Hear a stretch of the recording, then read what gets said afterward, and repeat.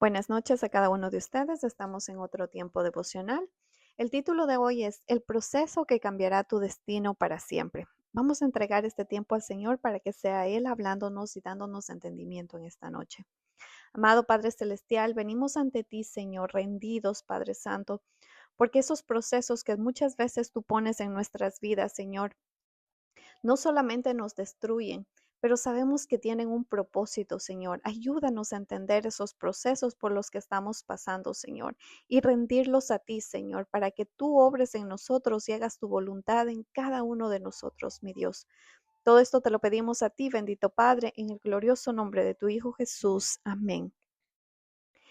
El destino de nuestras vidas no lo define tu pasado, ni tu familia, ni lo que otros dijeron de ti.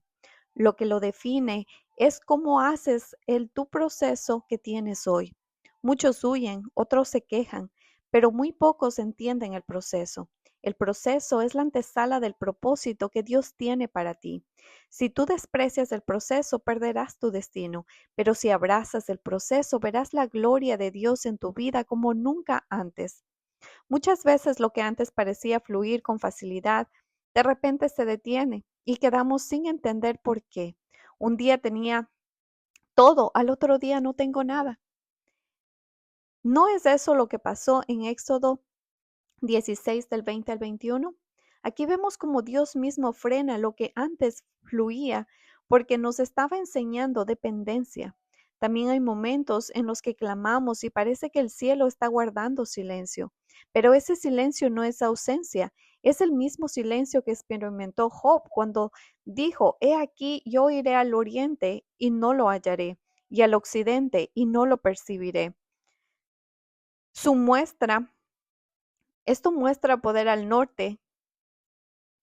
Yo no lo veré. Al sur se esconderá y no lo veré. Job 23 del 8 al 9. Sin embargo, en el versículo 10 añade, mas él conoce mi camino, me probará y saldré como oro.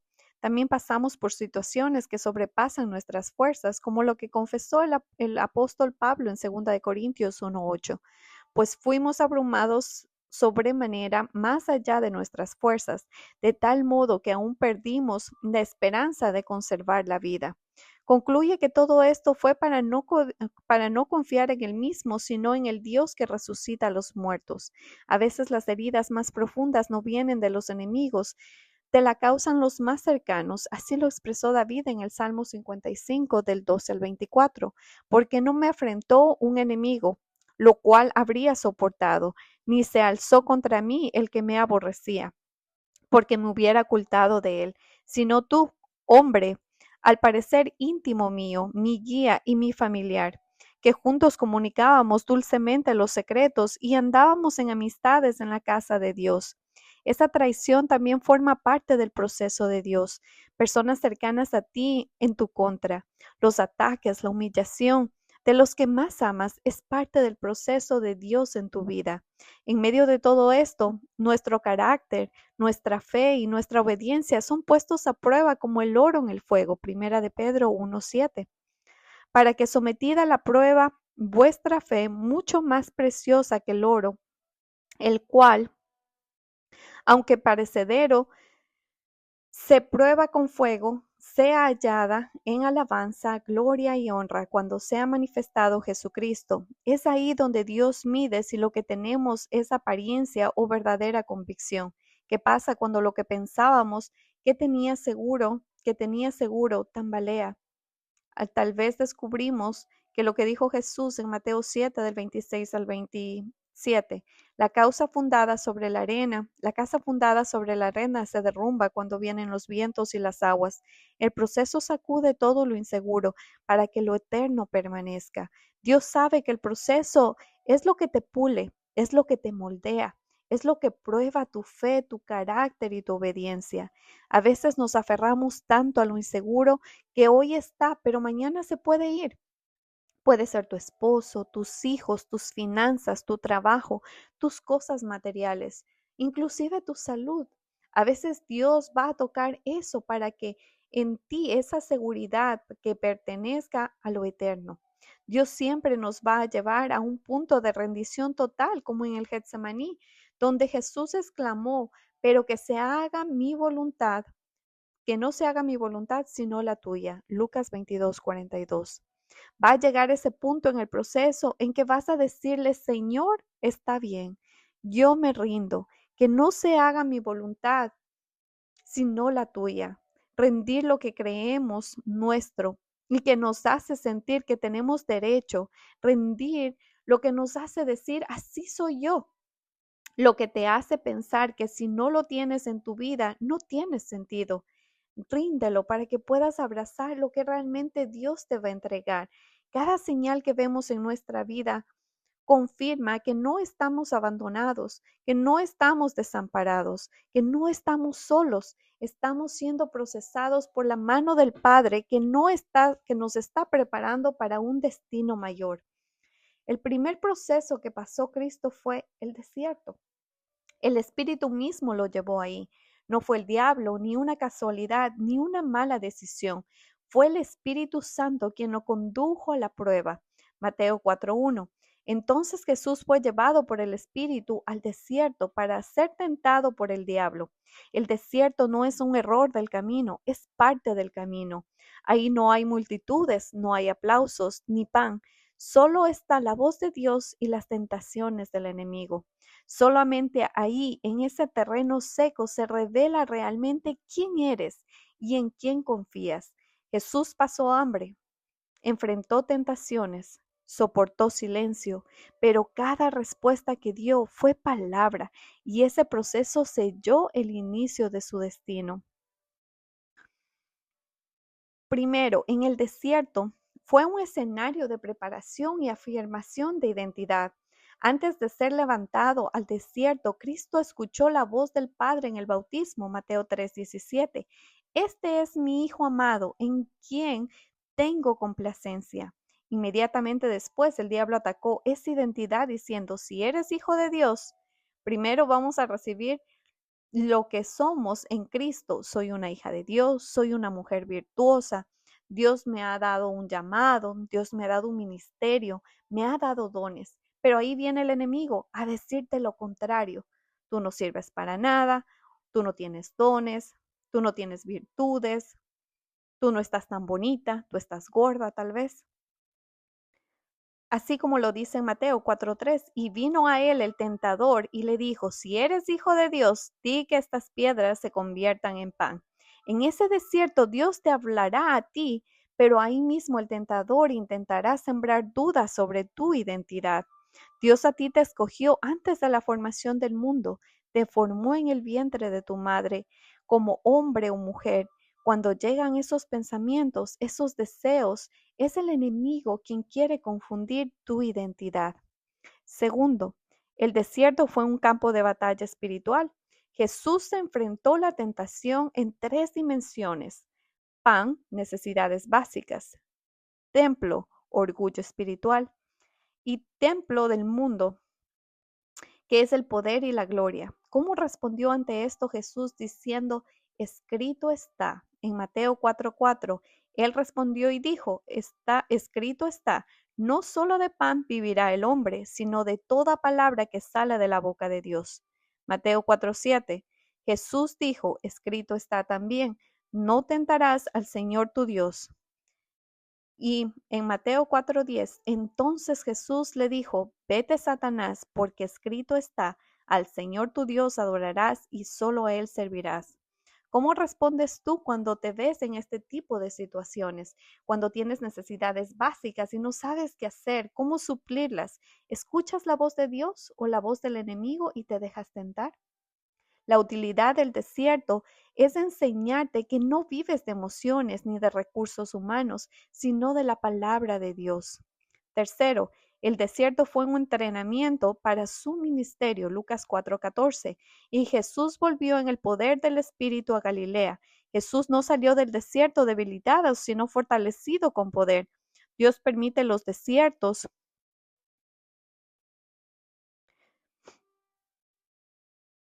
para que entres en el propósito con debilidad, sino con respaldo y poder espiritual. Cuarto, el desierto fue la puerta de entrada al destino. porque después del desierto comenzó su ministerio y lo comenzó proclamando: el Espíritu del Señor está sobre mí, por cuanto me ha ungido. Lucas 4:18. Cada proceso de desierto en tu vida anuncia que algo nuevo está por comenzar y no es el fin, es la antesala al destino. El proceso del desierto no significa abandono, no significa desamparo, no significa, al contrario, significa entrenamiento. Dios no te lleva al desierto para destruirte, sino para afirmarte, para probarte y para lanzarte a tu propósito. Segundo proceso de Cristo en el Getsemaní. En ese lugar Jesús fue presionado hasta sudar con grandes gotas de sangre. Lucas 22:44. El proceso del Getsemaní representa la presión extrema donde la voluntad humana es triturada para que brote la obediencia perfecta. Jesús dijo en el Getsemaní, Lucas 22:44, Padre, si quieres pasa de mí esta copa, pero no se haga mi voluntad sino la tuya. La utilidad del Getsemaní fue transformar el quiero humano en ese hágase tu voluntad. Dios usa ese momento para romper el yo y que nazca la rendición total. El Getsemaní es el proceso de soledad. Mateo 26:40. Mientras Jesús oraba, los discípulos dormían. En los procesos más duros, los hombres te dejan solo, pero Dios te envía fortaleza celestial. Lucas 22:43. Y se le apareció un ángel del cielo para fortalecerle. Tu Getsemaní revela que la verdadera fortaleza no viene de la compañía humana, sino de la asistencia divina. Y el Getsemaní fue algo más, fue la antesala de la cruz. Jesús pudo ir, pudo resistirse, pero al rendirse abrió el camino al Calvario y con ello a la redención del mundo. Hebreos 5:8 nos dice, y aunque era hijo, por lo que padeció, aprendió la obediencia.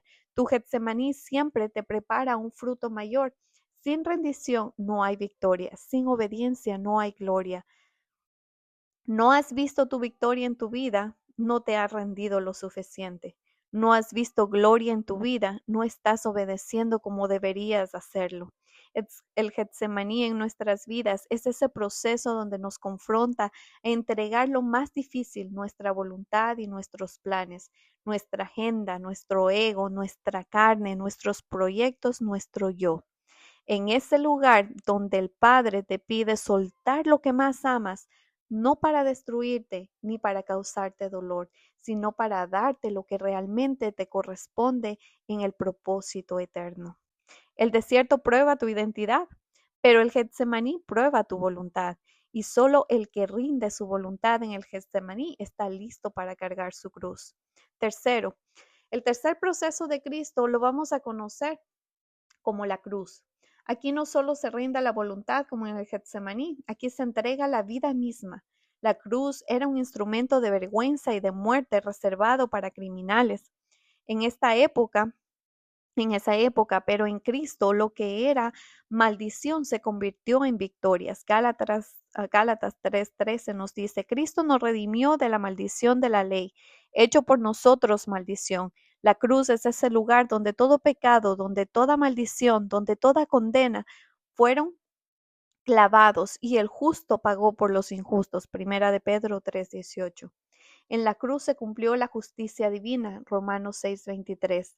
La paga del pecado es muerte. Como Cristo cargó sobre él con todo el pecado de la humanidad, murió. Él cargó todo el castigo que a todos nosotros nos correspondía. Isaías 53:5.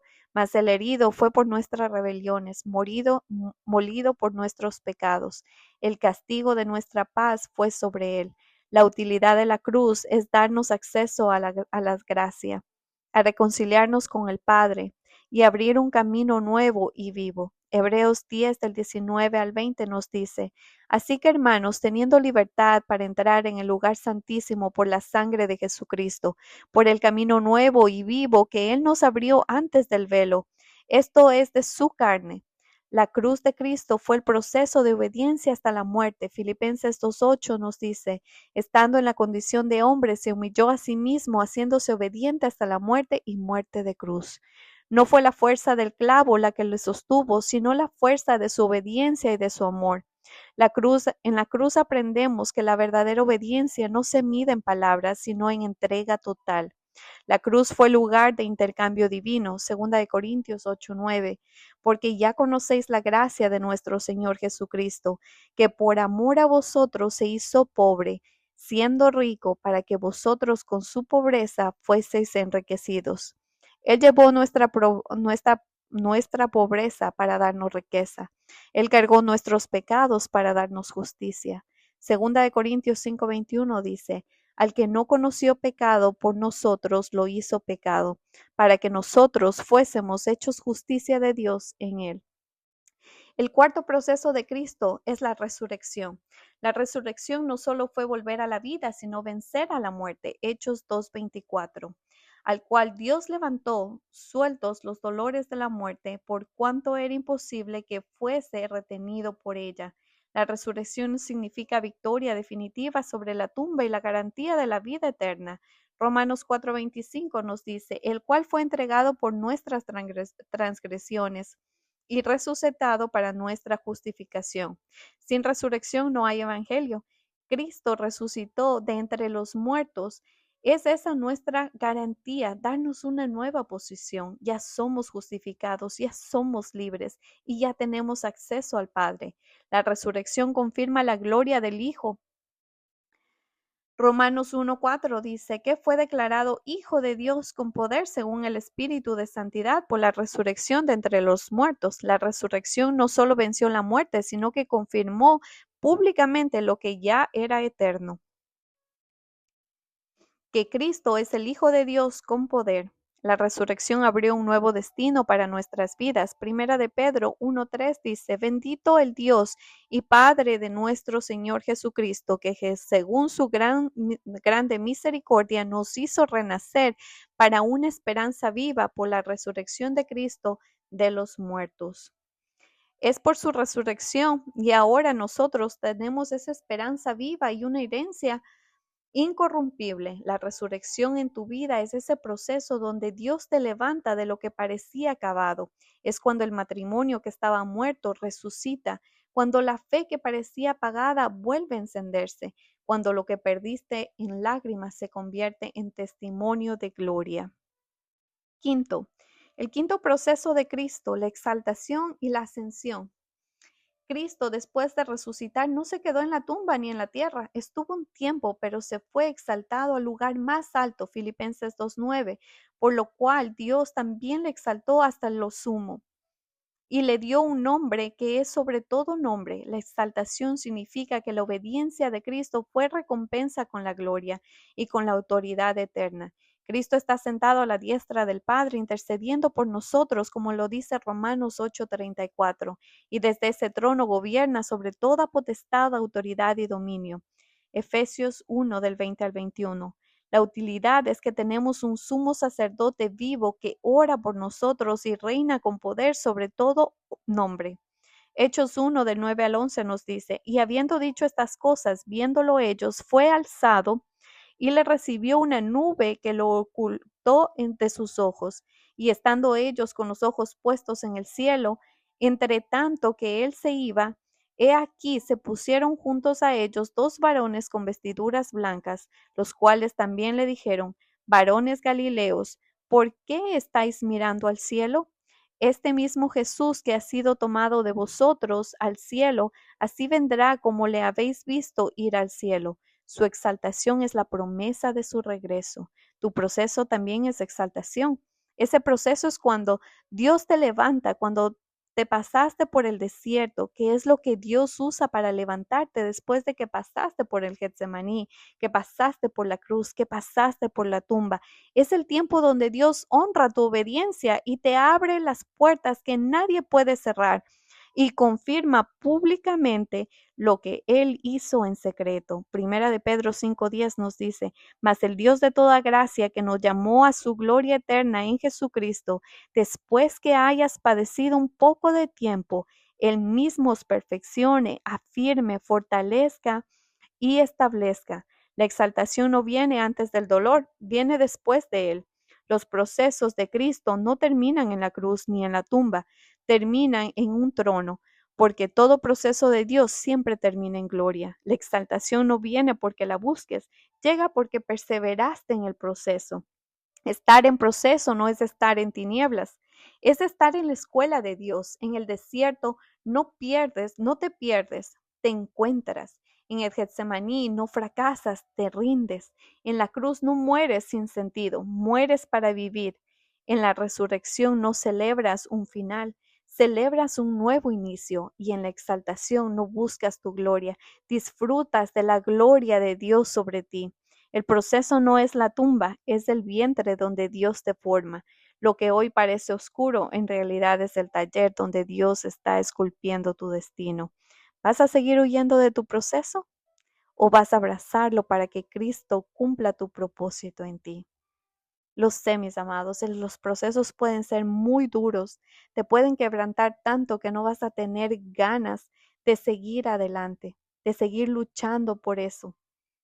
Pero ahí está Dios afirmándote cada día y Él nunca te va a poner un proceso que tú no lo puedas superar. Él solo necesita de ti constancia, fe, esfuerzo, que Él te va a fortalecer. Dios los bendiga y que bendiga cada uno de esos procesos por los que ustedes están pasando. Yo sé que la gloria de Dios va a venir si nosotros seguimos perseverando y seguimos viendo esos procesos como un crecimiento en Cristo Jesús. Dios les bendiga. Buenas noches.